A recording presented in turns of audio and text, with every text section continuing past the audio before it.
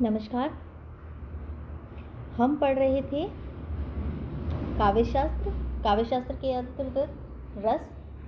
और इससे पूर्व की कक्षा में हमने विभत्स रस का अध्ययन किया कि मृतक का शरीर है, शवों को किस प्रकार से कौवे, गिद्ध, भेड़िए ये सब नोच नोच कर खाते हैं, या उसके मांस की दुर्गंध। तो ऐसी स्थिति को देखकर जो भाव उत्पन्न होता है वो जुगुप्सा नामक भाव और विभत्स रस में परिणत होता है। आज हम पढ़ेंगे अद्भुत रस। अद्भुत रस ऐसा रस कि किसी आश्चर्यपूर्ण वातावरण को, आश्चर्यजनक दृश्य को देखकर अद्भुत रस की परिणति होती है। तो आइए शुरू करते हैं। अद्भुत रस बीए थर्ड ईयर के पेपर फर्स्ट के अंतर्गत है। काव्यशास्त्र का विषय हमारा रस के भेदों में हम पढ़ रहे हैं अद्भुत रस, जहाँ पर आश्चर्यचकित कर देने वाला दृश्य हो या ऐसा कुछ हम कोई बात सुनते हैं या किसी ऐसे दृश्य के बारे में सुनते हैं जो आश्चर्यचकित कर देने वाला हो, तो उससे अद्भुत रस की उत्पत्ति होती है। किसी भी असाधारण वस्तु से हो सकता है, ये असाधारण दृश्य हो सकता है, असाधारण व्यक्ति हो सकता है, असाधारण क्रियाएं हो सकती है। तो ये मन में अद्भुत रस का स्थायी भाव है विस्मय। तो विस्मय नामक स्थायी भाव की उत्पत्ति होती है और ये विस्मय नामक स्थायी भाव जो है अद्भुत रस में परिणत हो जाता है। अद्भुत रस का स्थायी भाव, जैसा कि मैंने आपको बताया, विस्मय होता है, आश्चर्यजनक स्थिति। और किसी व्यक्ति के मन में विचित्र या आश्चर्यजनक वस्तु को देखने से जो विस्मय का भाव उत्पन्न होता है, जो आश्चर्य का भाव उत्पन्न होता है, वह अद्भुत रस कहलाता है। रोमांचित होना, गदगद होना, शरीर का कांपना, आंखों का फड़कना, ये सारे भाव व्यक्त होते हैं।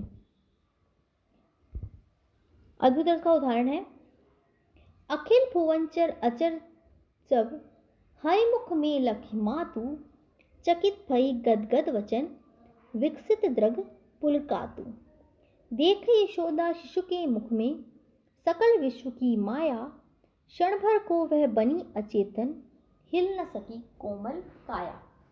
तो ये अद्भुत रस का ही उदाहरण है, अखिल भुवन चर अचर सब। मैं आपको ये प्रसंग बता दूं, ये प्रसंग है बाल गोपाल कृष्ण का, उनके बचपन का, कि कृष्ण बहुत ही छोटे हैं और वो मिट्टी खा रहे हैं।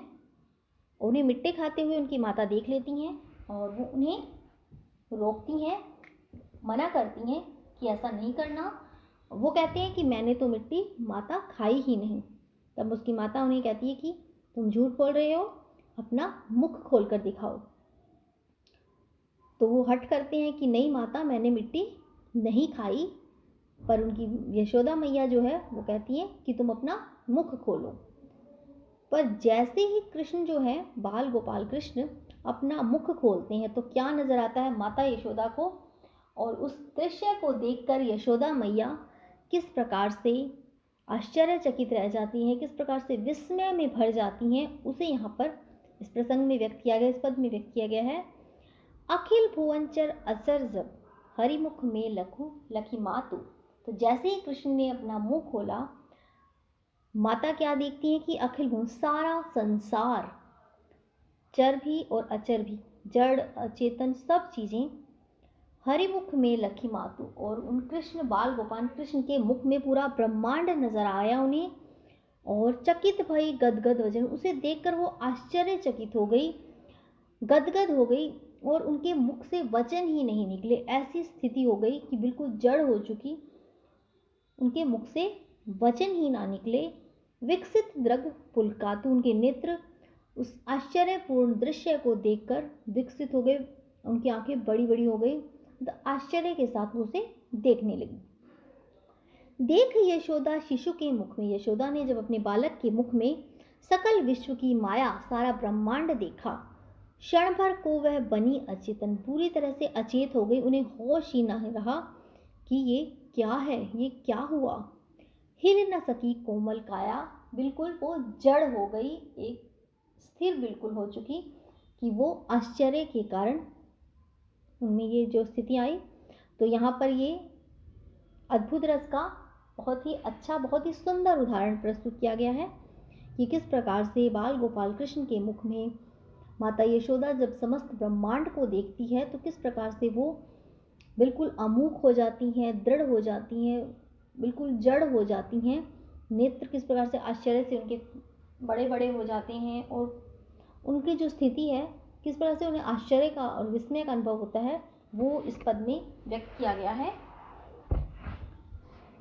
तो ये था उदाहरण अद्भुत रस का। उसके बाद है अंबर में, अन्य उदाहरण हम देखते हैं। अंबर में कुंतल जाल देख, पद के नीचे पाताल देख, मुट्ठी में तीनों काल देख, मेरा स्वरूप विकराल देख। सब जन्म मुझी से पाते हैं, फिर लौट मुझी में आते हैं। तो यहाँ पर भी बड़ा ही सुंदर चित्रण किया गया है। धरती कह रही है कि अंबर में कुंतल जाल देख। अंबर जो है एक जाल के समान है, पद के नीचे पाताल, और मेरे चरणों के नीचे क्या है, पाताल है। मुट्ठी में तीनों काल, और मैं क्या है, तीनों कालों को, भूत वर्तमान और भविष्य, इन तीनों को अपने मुट्ठी में समाये हुए हूँ। मेरा स्वरूप विकराल देख, मैं सभी स्वरूप को धारण करने वाली हूँ। सब जन्म मुझी से पाते, मुझसे ही, मैं सृष्टि है, ये सृष्टि कह रही है, प्रकृति कह रही है कि मुझी से ही सब जन्म लेते हैं, फिर लौट मुझी में आते और अंत में मुझी में ही लीन हो जाते हैं। तो यहाँ पर आश्चर्य का बड़ा ही सुंदर चित्रण है, स्थायी भाव विस्मय है, ईश्वर का विराट रूप है। ये सृष्टि जो है ईश्वर का ही रूप है, तो ईश्वर का विराट रूप यहाँ पर आलंबन है, जो इस भाव को जगा रहा है और इसे उद्दीप्त करता है। ये सब उनकी क्रियाएं की किस प्रकार से आकाश एक जाल के समान है, धरती जो उनका वो चरणों के पाताल उनका चरण है, मुट्ठी में तीनों काल है, तीनों भूत वर्तमान भविष्य है, और विकराल स्वरूप भी है, हर प्रकार का स्वरूप है उनका, उसी में ही जन्म होता है और अंत में मनुष्य उन्हीं में ही लीन हो जाता है। आंखें फाड़ना, देखना, स्तब्ध हो जाना, अवाक मुख से शब्द ना निकलना, ये सारे अनुभव हैं। और भ्रम, उत्सुकता, चिंता, त्रास, घबराहट, ये सारे संचारी भाव है। इस प्रकार से यहाँ पर अद्भुत रस की परिणति होती हुई नजर आ रही है। अगला उदाहरण है, लक्ष्मी थी या दुर्गा वह, स्वयं वीरता की अवतार, देख मराठे पुलकित होते, उसकी तलवारों के वार। तो यहाँ पर झांसी की रानी लक्ष्मीबाई की वीरता का चित्रण किया गया है। बड़ा ही सुंदर व्यंग्य है, जो प्रसंग है ये, कि किस प्रकार से झांसी की रानी लक्ष्मीबाई के शौर्य को यहाँ पर लेखक ने व्यक्त किया है कि वो एक स्त्री होकर भी किस प्रकार से उन्होंने वीरता से अपने राज्य की रक्षा के लिए वो आगे आई, अग्रम पंक्ति में खड़ी रहीं और पीछे नहीं हटी। अब उन्हें चाहे अपने प्राण भी गंवाने पड़े, परंतु उन्होंने हार नहीं मानी। तो उनके इस रूप को, वीरता भरे रूप को देखकर लगता है लक्ष्मी थी या दुर्गा, वो एक देवी का ही रूप थी, लक्ष्मी थी या दुर्गा थी, स्वयं वीरता का ही वो एक अवतार थी। देख मराठे पुलकित होते, उसकी तलवारों के वार। और उनकी वीरता को देखकर पूरा मराठा साम्राज्य बड़ा ही पुलकित होता, बड़ा ही गर्व का अनुभव करता था। तो यहाँ पर यही व्यक्त किया गया कि वीरांगना लक्ष्मीबाई शौर्य और पराक्रम से उनको देखकर जो विस्मय का भाव उत्पन्न हुआ, आश्चर्यचकित हो जाते हैं उनकी वीरता को देखकर। तो वही है यहाँ कि लक्ष्मीबाई स्त्री होकर भी अपने राज्य की रक्षा में किस प्रकार से आगे आई, आगे रही और डटी रही।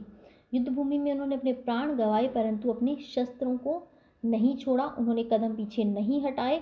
उनके इस उत्साह को देखकर सुनने वाला और देखने वाला दोनों ही आश्चर्यचकित रह जाता है। तो यहाँ पर ये जो है अद्भुत रस का बड़ा ही सुंदर उदाहरण है।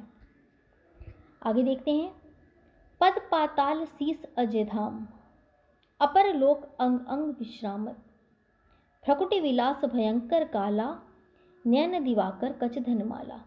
तो यहाँ पर लंका नरेश रावण की पत्नी मंदोदरी स्वप्न में राम के जो बड़े ही विराट स्वरूप के दर्शन कर रही है। तो वो प्रसंग है ये कि किस प्रकार से जब रावण की पत्नी मंदोदरी स्वप्न में श्री राम के दर्शन करती है और श्री राम के पूरे विराट स्वरूप के उन्हें दर्शन होते हैं, और वो उस दृश्य को देखकर, उनके इस रूप को देखकर वो आश्चर्यचकित हो जाती है। वहाँ आश्चर्यचकित होने के साथ ही अद्भुत रस की परिणति होती है। तो यहाँ इस प्रसंग में वही बताया गया है कि पद पाताल शीस अजय धामा, उनका चरण जो है वो तो पाताल में है और शीश आकाश में है, आसमान में है। अपर लोक अंग अंग विश्राम, तो सारे लोक है, जितने भी लोक हैं, अनेक लोक परलोक, ये सब उन्हीं के ही अंगों के रूप में हैं, उन्हीं के ही अंगों के भाग हैं। भ्रकुटि विलास भयंकर काला, उनकी आंखें काल के समान है, बड़ी बड़ी आंखें हैं और एक काल के रूप में है, लाल लाल आंखें हैं। नयन दिवाकर कच धनमाला, और नेत्र जो है उनके क्रोध से जो है रावण का वध करने वाले ऐसे लग रहे हैं और वो लाल नजर आ रहे हैं। तो उनका इस तरह का रूप देखकर मंदोदरी जो है आश्चर्यचकित हो जाती हैं और उन्होंने नयन दिवाकर, नेत्र लाल है, कच धनमाला, और उन्होंने हृदय में मुंडों की, मृत शरीरों, वो मस्तक की माला धारण कर रखी है। और इस प्रकार से राम का इस विशाल रूप के वर्णन को रावण को वो बता रही हैं कि मैंने राम का ऐसा रूप देखा, उनसे आपको वैर लेना नहीं चाहिए। तो यहाँ पर मंदोदरी स्वप्न में जो राम का विकराल रूप देखती है, विराट रूप देखती है कि किस प्रकार से उनके चरण पाताल लोक तक हैं, मस्तक उनका आकाश लोक तक है, और जो सारे लोक परलोक है वो उनके अंगों के समान है, और उनके नेत्र बड़े बड़े विशाल, क्रोध से वो लाल हुए हैं, और उनके गले में मुंडों की माला है। तो इस प्रकार से राम का ऐसा दृश्य, ऐसा रूप देखकर वो आश्चर्यचकित रह जाती हैं, क्योंकि उन्होंने तो सुना है राम करुणा के अवतार हैं। तो राम का ऐसा विकराल रूप देखकर वो आश्चर्यचकित रह जाती हैं और इस रूप को वो जो है रावण को बता रही हैं। तो यहाँ पर अद्भुत रस का चित्रण किया गया है। तो आज हमने पढ़ा अद्भुत रस कि अद्भुत आश्चर्य के भाव से उत्पन्न होता है, और इससे आगे की कक्षा में हम हमारे पाठ्यक्रम के अंतर्गत आने वाले अन्य रस जो बचे हैं उनका अध्ययन करेंगे, और आप भी इनके उदाहरणों का संग्रहण कीजिए। तब तक के लिए धन्यवाद।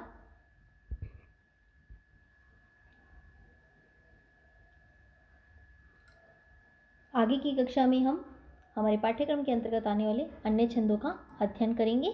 धन्यवाद।